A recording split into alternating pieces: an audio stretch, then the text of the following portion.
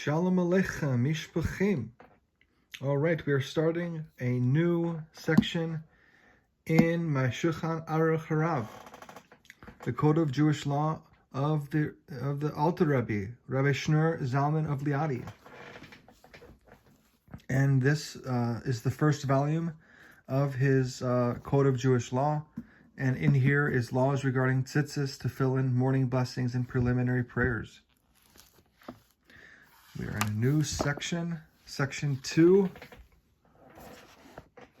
laws relating to dressing, 1 through 6. And I will go over 1 through 6 here in this video. All right, let us begin. The Torah praises the attribute of modesty in many sources. Our sages command that one be modest in all his ways and not conduct himself in a shameless manner, not only while he is in company, but even while alone, as will be explained in the laws relating to modesty. Even when he is alone at night in his private chambers, he should conduct himself modestly and bashfully in the presence of the Holy One, blessed be he, for the entire world is filled with his glory. In his sight, darkness is as light. Therefore, one should not uncover even the slightest part of his person that is usually covered by clothes. Even while sleeping in bed at night, he should cover himself entirely with a sheet. Even when he enters a lavatory to relieve himself, he should uncover himself only to the extent that is necessary, and nothing at all beyond that, as will be explained. Section 2. Similarly, if a person removes his outer garments and then his long, loose shirt before going to sleep undressed in bed, he should be careful to cover himself progressively with a sheet under his shirt before he removes the shirt, so that before its removal, every successive stage of his body will already have been covered by the sheet. He will thus not be even slightly uncovered, even for a moment, unnecessarily. So too, if a person does not go to sleep undressed, but merely removes his socks, he should first cover his feet with a sheet, and remove his socks under the sheet. Likewise, when one rises from sleep, he should put on his shirt by stages, while he is covered by a sheet, and still lying down, so that he will not be even slightly uncovered, even for a moment, unnecessarily. Similarly, the socks that are commonly worn should be put on while one's feet are still under the sheet, so that they will not be uncovered. For in these lands people never walk barefoot, even in the summer, and thus the feet are always covered. A person should likewise take care whenever he changes his shirt or his socks in the middle of the day or night, unless he is in a bathhouse, since in such a place people are commonly undressed, and it is impossible to conduct oneself otherwise. This is not considered improper.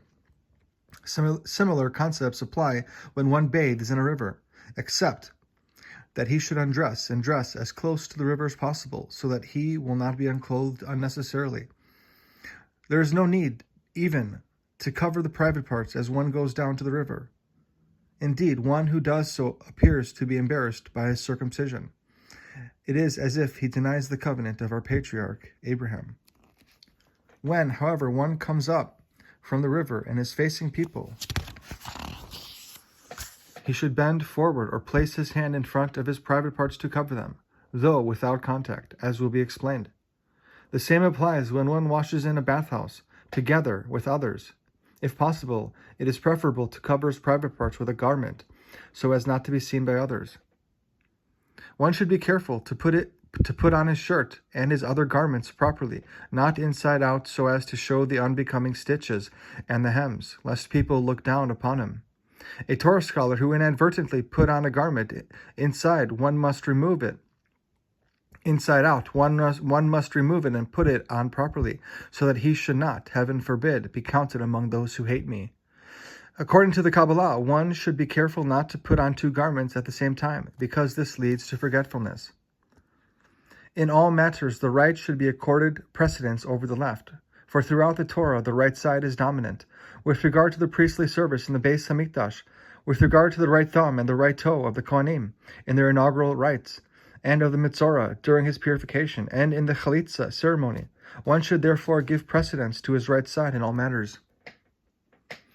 Accordingly, when he puts on his shoes, he should put on his right shoe first, and when he removes them, he should remove the left one first, thus showing deference to the right.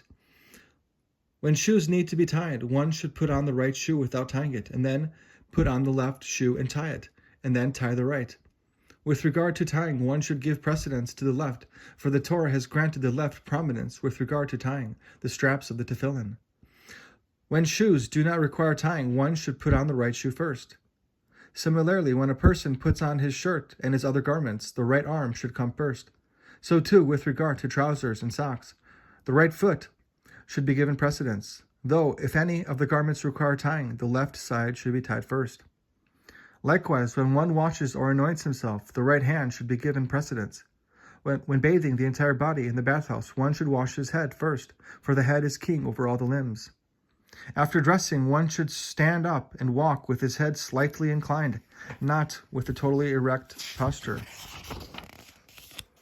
an outstretched neck of which it is written, and they walked with necks outstretched and with glancing eyes. It is forbidden to walk even less than 4 cubits in this manner.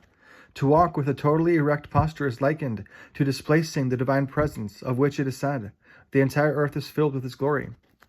A totally erect posture is defined as that which does not allow one to see the ground near his feet, so that he must walk slowly to avoid stumbling. Nevertheless, one should not bend his body or his head excessively, but only moderately, so that he will be able to see the face of someone approaching him without having to raise his eyes very high. It is pious conduct not to walk even 4 cubits with one's head uncovered. This applied even in the Talmudic period, when most people often went about bareheaded, because of the excessive heat that prevailed at that time. Today, when people always cover their heads, it is forbidden to walk or even sit bareheaded. Doing so is considered immodest, because one thereby uncovers part of the body which is usually covered. It is proper to cover the heads of even young children. Certainly this applies in these countries, where the non-Jews customarily go bareheaded, and the holy people of Israel are careful to cover their heads as an expression of modesty. Here, a person who walks or even sits bareheaded like a non-Jew transgresses the prohibition. Do not follow their statutes. Placing one's hand over one's head to cover it is sufficient as a distinctive sign, though not sufficient to enable one to mention God's name, as will be explained. And that is section 2 of the Shulchan Aruch Harav, Code of Jewish Law by the Alter Rebbe, Rebbe Shneur Zalman of Liadi. All right, have a wonderful night. Leila Tov, Shavua Tov.